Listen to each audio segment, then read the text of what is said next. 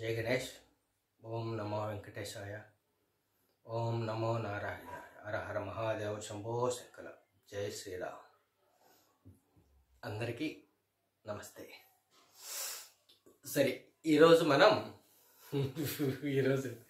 ఈ వీడియోలో మనం తిరుమలలో ట్రాఫిక్, అట్లే ఘాట్ రోడ్లో యాక్సిడెంట్లు ఎలా నివారించాలో కొంచెమేం కాదు, చాలా పెద్దది ఇది రంగంలోకి దిగితే కానీ చాలా ప్రాబ్లమ్స్ ఉన్నాయి దీంట్లో. కొంచెం వరకు నేను చెప్తాను ఈ వీడియోలో. కొంచెం మీరు చేయాల్సింది ఉంటుంది, దయవుంచి చేయండి, చూద్దాం. సరేనా? అంత మంచి కోసం. సరే, ఇప్పుడు తిరుపతి నుంచి తిరుమలకు 28 నిమిషాలు జర్నీ. అవునా? ఈ టోల్గేట్ చెకింగ్ పాయింట్ దగ్గర మాడిఫికేషన్స్ చాలా చేయాల్సింది ఉంది. అక్కడ ఆ పాయింట్ దగ్గరే, అక్కడ అది డైరెక్ట్ ఎక్స్ప్లెయిన్ చేస్తే కానీ అది చేయడానికి కాదు. ఏమంటే అందరూ లగేజీలు తీసుకొని ఇట్లా వచ్చేస్తూ ఉన్నారు, అంటే కారు వెళ్ళే మార్గంలోనే వస్తున్నారు. కానీ ఒక్కొక్కసారి వాళ్ళ బ్యాగులు కార్ల కింద పడటము, వ్యాన్ల కింద పడటము అట్లా జరుగుతుంది. మనుషులను ఒక్కోసారి గుద్దడము. అంటే ఇవి పెద్ద తీసుకోరు. ఆ చెకింగ్ పాయింట్లోనే వాళ్ళకి తెలియదు. ఇవి సామాన్య భక్తులకు, వాహన నడిపే డ్రైవర్లకు మాత్రమే అది వస్తుంది. ఆ తర్వాత చెకింగ్ చేసుకున్న తర్వాత కూడా వాళ్ళు కారు టోకెన్ తీసుకున్న కాడ మార్గంలోనే వెళ్ళాలి, అంటే ఇట్లే వెళ్ళాలి. కాబట్టి అక్కడ కొంచెం అంతరాయం కలుగుతూ ఉంది వాళ్ళకి, అంటే భక్తులకి. లగేజ్ తీసుకెళ్ళేటప్పుడు, లగేజ్ తీసుకున్నాక ఎక్కించుకునేటప్పుడు ఆ తర్వాత కూడా ఇబ్బంది కలుగుతూ ఉంది వెనకలు వచ్చే వాహనాలకు. ఏమంటే టీటీడీ ఎంప్లాయీస్, విఐపీలంతా ఒకటికి ముందున్న లైన్లోనే వెళ్ళిపోతూ ఉన్నారు. కాబట్టి యువతలో ఉన్న లైన్లలో రావడం లేదు. ఒక సామాన్య భక్తుడిగా వస్తే కానీ ఇక్కడ సామాన్య భక్తుడు ఏమేమి ఫేస్ చేస్తున్నాడా, ఏం కథ అనేది పెద్ద అధికారులకు తెలియదు. ఏమంటే వాళ్ళు ఈ లెవెల్లో నాకు తెలిసి ఆలోచించకపోవచ్చు. ఏమంటే తినేవాడికి వంట చేసే వాళ్ళ గురించి మనకేం తెలుస్తుందండి? ఉప్పు కారం ఉందా లేదా, రుచిగా ఉందా లేదా, ఇదే చేస్తాం. ఇంట్లో సామాన్లు ఎన్ని ఉన్నాయి, ఎంత గ్యాస్ పెట్టాలా, ఎంత వేడి ఉండాలి, ఎంత టైం పట్టాలా, ఏమేమి కావాలా అనేది వంట వండే వాళ్ళకి తెలుస్తుంది. ఊరికే ఏదో చెప్తాను.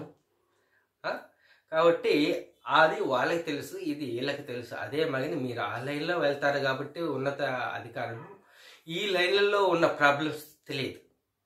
అది ప్రస్తుతానికి మనము నెక్స్ట్ కింద నుంచి పైకి వెళ్ళడానికి 25 నిమిషాలు పడుతుంది. దాన్ని మనము ఇంకొక 10 నిమిషాలు, 12 నిమిషాలు పెంచుకోవాలి. ఏమంటే అలా పెంచుకోవడం వల్ల కింద నుంచి పైకి వెళ్ళే స్పీడ్ తగ్గుతుంది. 1, 2, 3 చోట్ల రోడ్డు ఇట్లా టర్నింగ్ ఇలా తిరగాలంటే అక్కడ కొంచెం ఫ్లాట్గా ఉంది, కొంచెం డౌన్గా కూడా ఉంది. ఆ స్పీడ్లో ఆ బండి ఇంకొంచెం స్పీడ్ అయితే ఇట్లా బోల్టా కొట్టేస్తుంది. దాన్ని అక్కడ రోడ్డు ఇట్లా లెఫ్ట్ ఇట్లా తిరిగితే ఏం చేయాలా, యువతల హైట్ పెంచాలి, యువతల డౌన్ ఉండాలి. కానీ అక్కడ ఫ్లాట్గా ఉంటుంది. కొంచెం చూస్తే కొంచెం ఇట్లా డౌన్గా కూడా ఉంటుంది. 2 చోట్లేమో ఉంది ఆ మాదిరిగా. అది కొంచెం మనం ఇట్లా కొంచెం అరేంజ్ చేయగలిగితే అక్కడ ప్రమాదాలు జరగకుండా, అంటే ఇప్పటికేమి జరిగుండవు, ఇక కూడా జరగకుండా మనం చూసుకోవాలి. ఒకవేళ స్పీడ్గా ఎవరన్నా అతిగా వచ్చినా కూడా. కానీ ఇప్పుడు వెళ్ళే వాళ్ళు చాలామంది లోకల్, నాన్ లోకల్లో కొందరు చాలా స్పీడ్గా వెళ్తూ ఉన్నారు. 28 నిమిషాల్లో వెళ్ళాల్సిన వాళ్ళు ఒక్కోసారి 20 నిమిషాల్లో కూడా పైకి వెళ్తూ ఉన్నారు. పై టోల్గేట్ ముందు కొందరు ఆగుతున్నారు. అంటే నేను తప్పు పట్టడం లేదు, ఎవరెవరు అవసరాన్ని బట్టి వాళ్ళు కొంచెం స్పీడ్ వెళ్ళాల్సింది వస్తూ ఉంటుంది. ఒక్కోసారి ఎవరిని నేను తప్పు పట్టడంలా, ఉన్న ప్రాబ్లంని ఏమన్నా జరిగితే మళ్ళీ రిస్క్ లేకుండా ఉండడం కోసం నేను తెలియజేస్తున్నాను. ఎవరో పెద్ద పెద్ద విఐపీలు, సీఎంలు, పిఎంలు వచ్చినప్పుడు వారి కథ అంటే పక్కన పెట్టండి. సామాన్య భక్తులకు కాబట్టి దర్శనం టైం అవుతుంది, ఒక గంట ముందుగా బయలుదేరాలి. కొందరు వెళ్ళాల్సింది వస్తుంది, ఒక్కోసారి ఎంతో ముందు బయలుదేరి ఏదో ప్రాబ్లమ్స్ వల్ల డిలే కావచ్చు, అట్టేటప్పుడు వెళ్ళాల్సి ఉంటుంది. కాబట్టి దాన్ని నేను తప్పు పట్టడం లేదు. చాలామంది చాలాసార్లు చాలా ఫాస్ట్గా వెళ్తూ ఉంటారు, అందులో టీటీడీ వెహికల్స్ కూడా. వాళ్ళు ఉద్యోగరీత్యం టయానికి వెళ్ళాలని వాళ్ళు కూడా వెళ్తుంటారు ఒక్కోసారి. కాబట్టి ఈ టైంని 28 నుంచి 40 నిమిషాలు పైకి వెళ్ళేటప్పుడు పెంచాలి. అట్లే ఒక 10 స్పీడ్ బ్రేకుల దాకా అరేంజ్ చేయాల్సింది ఉంటుంది వెళ్ళేటప్పుడు. అట్లే వర్షం వస్తే బైకుల్లో వెళ్ళే వాళ్ళు తల దాచుకోవడానికి ఇంకో 2-3 పాయింట్లు పెట్టాల్సింది ఉంటుంది. బైకుల్లో వెళ్ళి వర్షం వస్తే వాళ్ళు తడుస్తూ ఉంటారు. కొంచెం ఆ పాయింట్లు కొంచెం సైడ్ చూసుకొని అక్కడొకటి బైక్ స్టాపింగ్ పాయింట్స్ కొంచెం పెట్టుకుంటే బాగుంటుంది. అది కార్లు ఆపడానికి కాదు, సరేనా? అట్లే కిందికి వచ్చేటప్పుడు చాలా స్పీడ్ బ్రేక్లు పెట్టున్నారు, చాలా సంతోషం. కాకపోతే ఇంకా పెట్టాల్సినవి, ప్రతి ఒక్క టర్నింగ్ ముందు ఒక స్పీడ్ బ్రేక్ ఖచ్చితంగా ఉండాలి. ఎక్కడైతే లాంగ్ ఉంటుందో, స్ట్రైట్ లాంగ్ ఉంటుందో, ఆ మధ్యలో కూడా అక్కడక్కడ పెట్టున్నారు. ఇంకా అవి స్పీడ్ బ్రేకులు ఖచ్చితంగా పెట్టాలి. రెండోది ఇంకోటి వచ్చేసి, దాంట్లోనే ఈ 40 నిమిషాల్లో డౌన్ ఘాట్లు టర్నింగ్లు ఎక్కువ ఉన్నాయని 40 నిమిషాలు పెట్టారు. దాన్ని కూడా 10 నిమిషాలు పెంచాలి. ఇది నేను చెప్పడం వల్ల చాలామందికి కొంచెం కోపం రావచ్చు, కానీ సేఫ్టీ ముఖ్యం కదా. సమయం కన్నా ప్రాణం మిన్న కదా. అన్నీ ఆలోచించాలి. డౌన్ ఘాట్లో చాలా వెహికల్స్ పడిపోతూ ఉంటాయి, యాక్సిడెంట్ జరుగుతూ ఉంటాయి, చాలా ప్రాబ్లమ్స్ వస్తూ ఉంటాయి. అందరికీ తెలిసిందే. ప్రాణానికి మించి ఏముంది చెప్పండి? ఏమైనా జరిగితే కొండకు పోయినాడు వాడికి మా జరిగిందని అంటారు, వీడు స్పీడ్గా పోయినాడు కింద పడ్డాడు, డ్రైవర్ స్పీడ్గా నడిపినాడు, అది జరిగింది ఇది జరిగింది అంటారు. నేను చెప్పేది రైటా రాంగా? తిరుమలకి వెళ్ళాడు, దేవుడి దగ్గరికి వెళ్ళాడు, ప్రాబ్లం జరిగింది అని అంటారే కానీ ఇంకా ఏమంటే ఇంకా అదే పనిగా కాచుకొని ఉంటారు కొందరు. నెగిటివ్ అయితే బ్రహ్మాండంగా చేస్తారు, పాజిటివ్ అయితే ఏం మాట్లాడరు. విమర్శించే వాళ్ళు ఎక్కువ ఉంటారు, సమర్థించే వాళ్ళు, సపోర్ట్ చేసే వాళ్ళు చాలా తక్కువ ఉంటారు. అవన్నీ మనం పట్టించుకోకూడదు. ఫ్యూచరు, అభివృద్ధి, ప్రక్షాళన, పవిత్రత ఇవి మనం చూసుకోవాలి. భగవంతుడు మెచ్చే విధంగా, భక్తులకు అనుగుణంగా మనం చేసుకోవాలి. కొంచెం కఠినమైన నిర్ణయాలు కూడా కొన్నిసార్లు తీసుకోవాల్సింది వస్తుంది. వాళ్ళు ఏమనుకుంటారు, వీళ్ళు ఏమనుకుంటారు, అది కాదు. దేవుడు ఏమనుకుంటాడా, దేవుడు మెచ్చే విధంగా నేను చేస్తున్నానా లేదా, నేను నడుచుకుంటున్నానా లేదా, నా ఆలోచనలు అట్లున్నాయా లేదా, అదే చూసుకోవాలి. సరేనా? ఇవి రెండు. తిరుమలలో అంతా ఎక్కడ చూసినా బార్గేట్లు. మీరు తిరిగే ఉంటారు, మీరు చూసే ఉంటారు.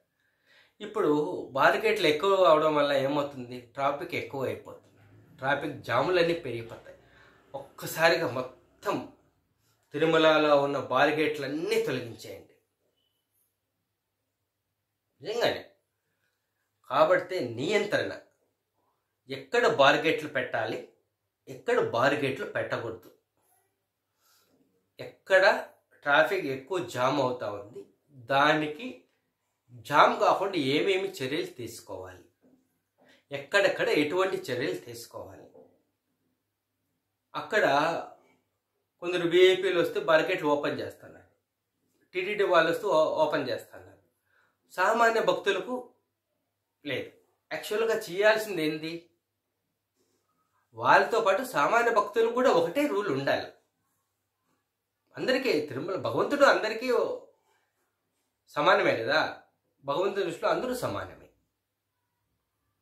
దీన్ని ఫాలో కావాలి, అందరికీ సమాన హక్కులు ఉండాలి.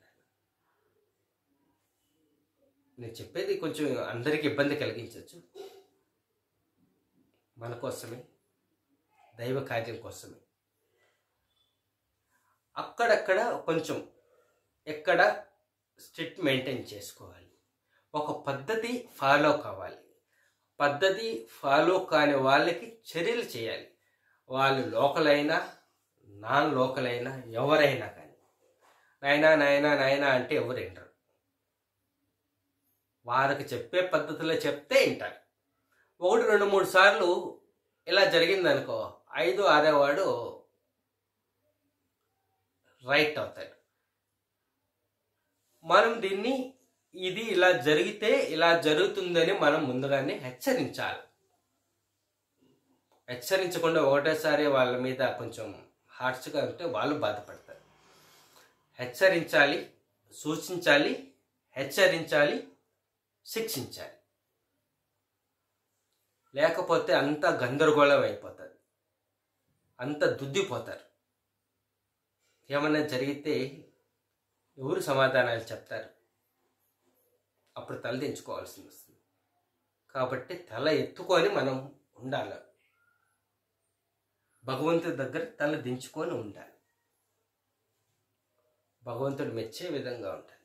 కాబట్టి ఈ తిరుమలలో బార్గెట్లు కంప్లీట్గా తొలగించాలి. అంటే మోడరేట్, ఎక్కడ బార్గెట్ పెట్టాలా, ఎక్కడ పెట్టకూడదు, ఎక్కడ ట్రాఫిక్ ఎక్కువ జామ్ అవుతా ఉంది, ఎక్కడ దాని నియంత్రణ ఎలా చేయాలి, ఏ పక్క నుంచి వస్తే బాగుంటుంది, ఏ పక్క నుంచి వెళ్తే బాగుంటుంది, ఇవన్నీ మనము ఆలోచన చేసుకొని ఒక పద్ధతిగా మనం అరేంజ్ చేసుకోగలిగితే సామాన్య భక్తులు, ఇప్పుడు చూడండి సిఆర్ఓ ఆఫీస్కు వెళ్ళాలంటే సామాన్య భక్తుడికి బండిలో ఎలా ఏ రూట్ని వెళ్తాడు? ఒకసారి ఆలోచించేయండి. లేపాక్షి నుంచి వెళ్ళడానికి లేదు, లేపాక్షి సర్కిల్ అన్నమయ్య సర్కిల్ నుంచి అట్లే పైనుంచి రావడానికి లేదు, బస్ స్టాండ్ సైడ్ నుంచి రావడానికి లేదు. ఎట్లా వెళ్తాడు? ఎనో పక్కకు వెళ్తే ఆడ పెట్టుకోవాలి వెహికల్స్, ఆడేమో ఉంది, పార్కింగ్ ఉంది, ఇన్ని వాహనాలు అన్నీ పెడతారు, ఆడ ట్రాఫిక్ జామ్ కాదా? అన్నీ మనము ఆలోచన చేసుకొని ఒక పద్ధతి అనేది మనం తీసుకోవాలి.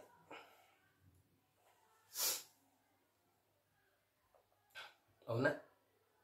దీన్ని గురించి ఒకసారి కూర్చొని ఎక్కడెక్కడ ఏమేమి ఉన్నాయి అక్కడ కూర్చొని కాదు, ఆ పాయింట్కి వెళ్ళి చూడాలి. 90% ఆ పాయింట్లోనే అది సాల్వ్ అవుతుంది. ఒకసారి కూర్చుంటే 10% సాల్వ్ అవుతుంది, ఆ పాయింట్కి వెళ్తే 100% సాల్వ్ అవుతుంది. ఏమన్నా ఎర్రర్స్ ఏమన్నా వస్తూ ఉంటే దాన్ని మాడిఫికేషన్ చేసుకుంటూ వెళ్ళిపోవడమే, అంతే. వెరీ సింపుల్, అంతే కదా. ఎక్కడ చూసినా ట్రాఫిక్ జామ్లు అవుతున్నాయి, యాక్సిడెంట్లు జరుగుతూ ఉన్నాయి, అన్నీ బార్గేట్లే. ఏంటిరా ఇట్లా ఉందని చాలామంది బాధపడుతున్నారు. ఎన్నో కండిషన్స్ గత ప్రభుత్వము ఇన్ని అంటే వాళ్ళ తప్పకుండా వాళ్ళకు అనుగుణంగా వాళ్ళు పెట్టేస్తున్నారు. ఇప్పుడు మనకు అనుగుణంగా మనం ఎంత చేయొచ్చు, ఎంతో బాగా చేయొచ్చు. అవునా కదా? చేద్దాం, భగవంతుడు మెచ్చే విధంగా ఉందాం. 2 పాయింట్లు అంతే.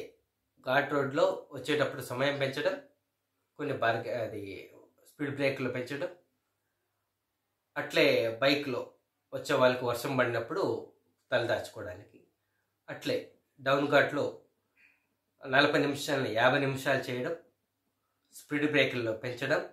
అదే మరిగినే బైక్లో వెళ్ళే వాళ్ళకి కొంచెం ఇంకో 1 పాయింట్ 2 పాయింట్లు ఉన్నాయి, అవి ఇంకా 5-6 పాయింట్లు పెంచాల్సింది ఉంటుంది, టైం ఎక్కువ కాబట్టి. అది చూసుకొని బైక్లో వెళ్ళే వాళ్ళకి వర్షం తడవకుండా చూసుకోవడం. ఇంకా దీని గురించి కొన్ని వీడియోలు చెప్పడానికి లేదు, కొన్ని పర్సనల్గా చెప్తేనే, అవి డైరెక్ట్గా చెప్పాను అనుకోండి నేను చెడ్డవాడిని అయిపోతాను, అది ఖాయం. కాకపోతే దానివల్ల ఎంతో మంచి జరుగుతుంది, అది నాకు తెలుసు, భగవంతుడికి తెలుసు. కానీ అది వీడియోలో పెడితే కొందరికి నా మీద కోపం వస్తుంది, ఖచ్చితంగా వస్తుంది. కొన్ని నిర్ణయాలు కఠినంగానే ఉంటాయి, అంతే. అది టైం పెంచాలి. బార్గేట్లు తిరుమలలో అంతా బార్గేట్లు తీయాలి. దానికి అనుగుణంగా కొన్ని స్టెప్స్ వేసుకోవాలి. ఇంకొకటి ముఖ్యమైనది ఏంటంటే కింద టోకన్ తీసుకుంటే పైకి టోకన్ ఖచ్చితంగా పంచి పడాలి. మళ్ళీ పైన కూడా పంచి వేసుకుంటారు కదా, ఆ మాదిరిగా మళ్ళీ వెళ్ళేటప్పుడు ఖచ్చితంగా పైన పంచి చేయాలి. అదే మాదిరి కింద పంచి కరెక్ట్గా ఉండాలి. ఒక్కరిది కూడా మిస్ కాకుండా ఉండాలి. ఏమి మిస్ కాకూడదు. ముందుగా వచ్చిన వాళ్ళకు అక్కడక్కడ వెయిట్ చేస్తూ ఉంటారు. అక్కడ మన వాళ్ళు ఉండాలి. అక్కడ పెట్టకూడదు, వెళ్ళిపోమని చెప్పాలి. అంటే టోల్గేట్ పైకి వచ్చారనుకోండి, పై టోల్గేట్ ముందు కొంచెం ముందుగా వచ్చిన వాళ్ళు అక్కడ వెయిట్ చేస్తూ ఉన్నారు. అట్లే కిందికి వెళ్ళారనుకోండి, కిందికి వెళ్ళేటప్పుడు మీకు అన్నీ తెలిసే ఉంటుంది, మీకు చూసే ఉంటారు. వినాయకుని గుడి దగ్గర ఇంకొంచెం ముందుకు వెళ్తే ఇంకొక కిలోమీటర్ వెళ్తే ఆ టర్నింగ్ దగ్గర వెయిట్ చేస్తూ ఉంటారు. అక్కడ లేకుండా ముందుగా స్పీడ్గా రావడం ఎందుకు, వెయిట్ చేయడం ఎందుకు, నిదానంగానే వస్తే సరిపోతుంది. స్పీడ్గా ముందుగా వస్తే యాక్సిడెంట్ జరగవా? అవునా కదా? అది కింద టోల్గేట్ దగ్గర టోకన్ తీసుకోవాలి. పైకి వెళ్ళాక ఖచ్చితంగా పంచి వేసుకోవాలి ఇన్ టైం లోపల కాదు ఆ టయానికి మించి రాకుండా ఉండేటట్లు. సరే, అంటే నిర్దేశించిన టయానికి రావాలి. 2 నిమిషాలు లేట్ అయినా రావచ్చు, 2 నిమిషాలు ముందుగా రాకూడదు. అవునా? అదే మగని వెళ్ళేటప్పుడు పైన ఖచ్చితంగా ప్రతి ఒక్క వెహికల్కి టైం స్లాట్ అది పంచి చేసుకోవాలి. కిందికి వెళ్ళినప్పుడు కింద పంచ్, అంటే ఒక టోకన్ తీసుకుంటాము 3 చోట్ల. మనము వెళ్ళే లోపల పైన, మళ్ళీ వెళ్ళేటప్పుడు పైన, కింద ఖచ్చితంగా ఉండాలి. 21 గంట ఇది అమలులోనే ఉండాలి. 20 గంటలు ఎంత టోల్గేట్ కాడ ఖచ్చితంగా ఉండాలి. ఇవి దీంట్లో ఎవరైనా పంచి చేయకపోతే దానికి తగ్గట్టు కొంచెం కఠినమైన నిర్ణయాలు తీసుకోవాలి. సరేనా? చూసి చూడనట్టు, అంటే వారితో తప్పు ఏం లేదు, అక్కడ పంచి చేసే వాళ్ళను నేను తప్పు పట్టడం లేదు. ఏమంటే మన వాళ్ళే అట్లా చేయడం వల్ల వాళ్ళు కూడా అట్లా ఉన్నారు. చూసి చూడనట్టు అందరూ ఎంప్లాయీస్ వస్తారు, అంటాడు పో అంట. మనం నేర్పిస్తేనే కదా వాళ్ళే నేర్చుకునేది. కొన్ని కఠినంగా ఉంటాయి. ఇప్పుడు వాళ్ళు బాత్రూమ్ పోవాలి, ఒక ఎక్స్ట్రా మనిషి ఉండాలి. అక్కడ 2 లైన్లు ఉంటే 3వ వ్యక్తి ఉండాలి ఖచ్చితంగా. వాళ్ళకు తినాలా, నీళ్ళు తాగాలా, బాత్రూంలో పోవాలా, అది ఉండాలి. అక్కడ మనం వాళ్ళకి సూచనలు కూడా ఇవ్వాలి. ఎక్కడ టోల్గేట్ కింద తిరుపతి సప్తగిరి టోల్గేట్ దగ్గర మనం సూచన ఇవ్వాలి. అక్కడ స్పీకర్లు పెట్టి అనౌన్స్ చేయాలి, మీరు ఒక 2 నిమిషాలు లేటుకైనా వెళ్ళాలి, 2 నిమిషాలు ముందుగా వెళ్తే ఈ మాదిరిగా మీకు పనిష్ పడుతుంది, వచ్చేటప్పుడు పైన టోల్గేట్ దగ్గర మీరు పంచ్ చేయించుకోవాలి, కింద దిగుతానే టైం పంచ్ చేయించుకోవాలి, సమయం సూచించిన సమయం ప్రకారమే వెళ్ళాలి, 2 నిమిషాలు లేటుగా వెళ్ళినా ఇబ్బంది ఏం లేదు, 10 నిమిషాలు లేటుగా వెళ్ళినా, ముందుగా వెళ్తే ఈ మాదిరిగా మీ బండి నో ఎంట్రీ పడుతుంది, లేదా ఇంత ఫైన్ పడుతుంది, నెక్స్ట్ టైం నాట్ అలౌడ్ చేయబడదు, లేదా ఇంత ఫైన్ కట్టి రావాలి అనేటివి అన్ని భాషల్లోనూ అనౌన్స్ చేస్తూ ఉండాలి. పైన టోల్గేట్ దగ్గర, కింద టోల్గేట్ దగ్గర. ఈ మాదిరిగా ఇది మనం భక్తులకు తెలియచేయాలి. అలానే విన్న వాళ్ళకి కొంచెం పద్ధతిగా, వాళ్ళకు ఏదో ఒకటి మనం చెప్తే పద్ధతిగా, అప్పుడు కొంతకాలానికి దారిలోకి వస్తారు. అంతా ఇప్పుడు ఒక్కసారికి రావాలంటే రాదు. క్రమంగా మనము వాళ్ళకు మనం చేసుకుంటూ రావాలి. ఏమంటారు? అందరూ